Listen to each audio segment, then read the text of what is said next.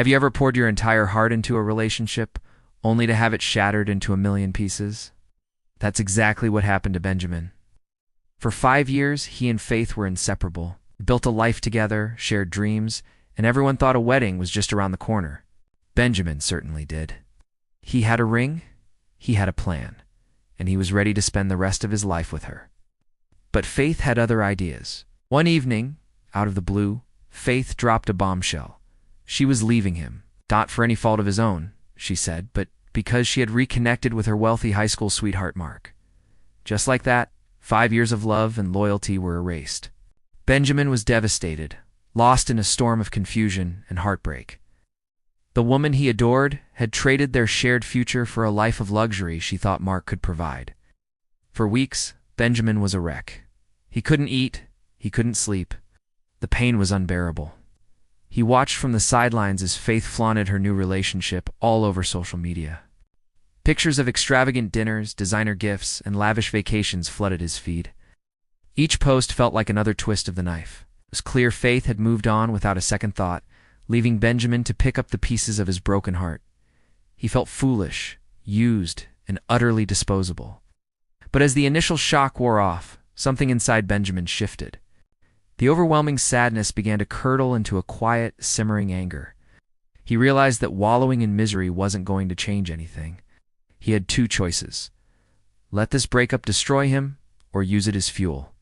He chose fuel. He decided he wasn't going to get mad, he was going to get even. But his revenge wouldn't be petty or destructive. It would be the ultimate revenge. Success. Benjamin channeled all his pain and energy into his work. He was a talented software developer, and he began working on a passion project he'd put on the back burner. He worked tirelessly, fueled by late-night coffee and the burning image of Faith's betrayal. He poured every ounce of his being into his app, coding, refining, and perfecting it. He networked. He pitched to investors, and he refused to take no for an answer. His heartbreak had become his superpower. A year passed. Benjamin's app, a revolutionary tool for small businesses, launched and became an overnight sensation. Wow. The tech world was buzzing. His company grew exponentially, and soon Benjamin wasn't just successful. He was a self-made millionaire, a respected innovator in his field. He had transformed himself from a heartbroken man into a powerhouse. He bought a new house, a new car, and started living the life he had built for himself, brick by painful brick. One day, Benjamin's phone rang. It was an unfamiliar number, but he answered anyway. The voice on the other end was hesitant, almost unrecognizable. It was Faith. She had heard about his success, she said. She told him things with Mark hadn't worked out, that the glamour had faded, revealing an empty reality. She admitted she'd made a terrible mistake and missed the genuine connection they once shared. She wanted to see him, to try again. Benjamin listened calmly. The man she was speaking to was not the same one she had left. He felt a strange sense of detachment.